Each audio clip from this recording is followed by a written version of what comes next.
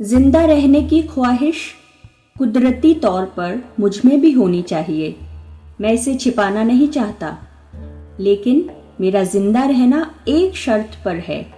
मैं कैद होकर या पाबंद होकर जिंदा रहना नहीं चाहता।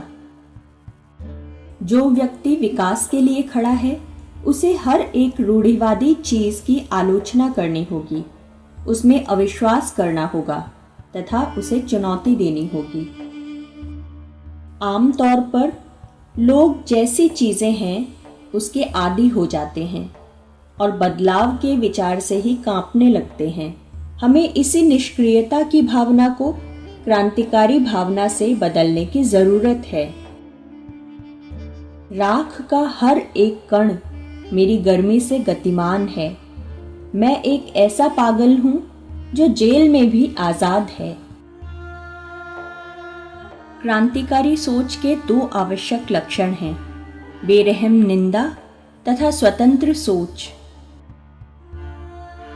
मैं इस बात पर जोर देता हूं कि मैं महत्वाकांक्षा, आशा और जीवन के प्रति आकर्षण से भरा हुआ हूं, पर जरूरत पड़ने पर मैं ये सब त्याग सकता हूं, और वही सच्चा बलिदान है।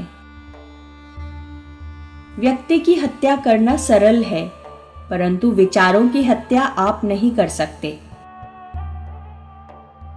महान साम्राज्य ध्वंस हो जाते हैं, पर विचार जिंदा रहते हैं। बम और पिस्तौल क्रांति नहीं लाते। क्रांति की तलवार विचारों की धार बढ़ाने वाले पत्थर पर रगड़ी जाती है। लिख रहा हूं मैं अंजाम जिसका कल आगाज आएगा। मेरे लहू का हर एक कतरा इनकलाब लाएगा। यदि बहरों को सुनाना है तो आवाज को बहुत जोरदार होना होगा। जब हमने बम गिराया तो हमारा ध्येय किसी को मारना नहीं था। हमने अंग्रेजी हुकूमत पर बम गिराया था। अंग्रेजों को भारत छोड़ना चाहिए और उसे आजाद करना चाहिए। जिंदगी तो सिर्फ अपने कंधों पर ही जाती है, दूसरों के कंधे पर तो सिर्फ जनाजे उठाए जाते हैं। अपने दुश्मन से बहस करने के लिए उसका अभ्यास करना बहुत जरूरी है।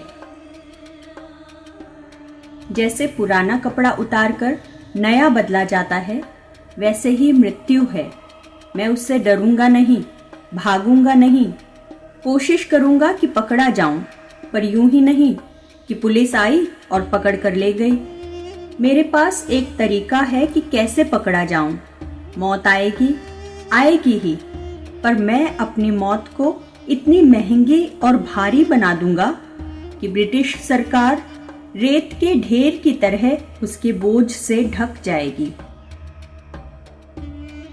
दिल से निकलेगी न मरकर भी वतन की उल्फत, मेरी मिट्टी से भी खुशबुए वतन आएगी।